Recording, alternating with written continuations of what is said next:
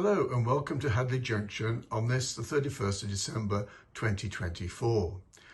It has become my want to give a short update video of progress on my 7mm scale Great Western Railway mid-1930s project at the end of each year. If nothing else, it acts as a reminder to me of what has been achieved, or more often than not, what hasn't been achieved that was planned. So here we are for this year. Moving across to the south end of the layout, this has had little development in the last 12 months as it is effectively complete right through and including the station area. All we're looking to do now is to plant some signals, which I hope might become a project in the summer. The River Severn you can see in the background there. In the foreground is the additions to the rolling stock this year, no locomotives, and 4 freight vehicles, a Toad, which is a depot model, Hale, which is also a depot model based on the railways of the West Midlands, the Great Western 20-ton loco coal, which is from Minerva, and the Renwick Wilton, which is a special edition wagon commissioned by the Gauge Guild.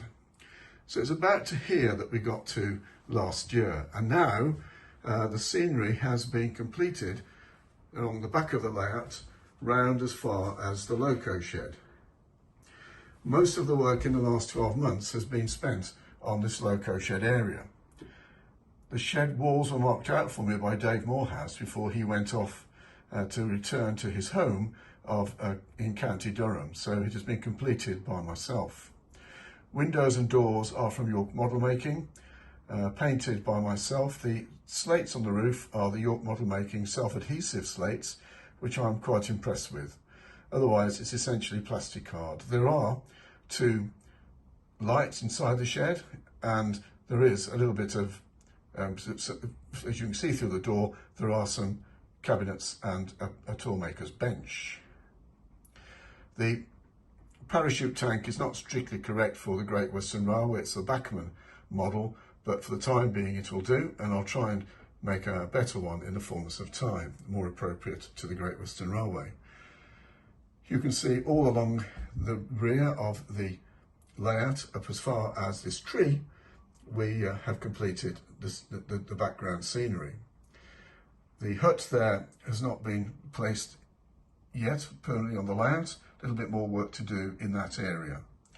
The pit has been completed, and the ash is some barbecue ash that probably goes back about 30 years. And then coming round to the north end of the layout, a bit of work has been done this year on the embankment. I'm hoping this will progress quite rapidly now to get that area finished. And then also in the coming month or two, I'm hoping that this area to the foreground, which is the last area to be seen it, can be completed. I'm aiming for Easter for that project. There have been several running sessions during the course of the year with some friends from the Warley Gauge Guild group, and to facilitate this I have introduced some operating sequences to make life more interesting for the operators, and a stock roster sheet to make clear which locomotives have immersive brake and which don't, and what whistle functions are used, as these are not all consistent. Anyway, it's been quite a satisfactory year. The building of the loco shed seems to have occupied most of the time, not helped by 2 long holidays this year, none planned for 2025, so let's hope there's some progress. So Happy New Year to you all, and enjoy your modelling in 2025. Thank you.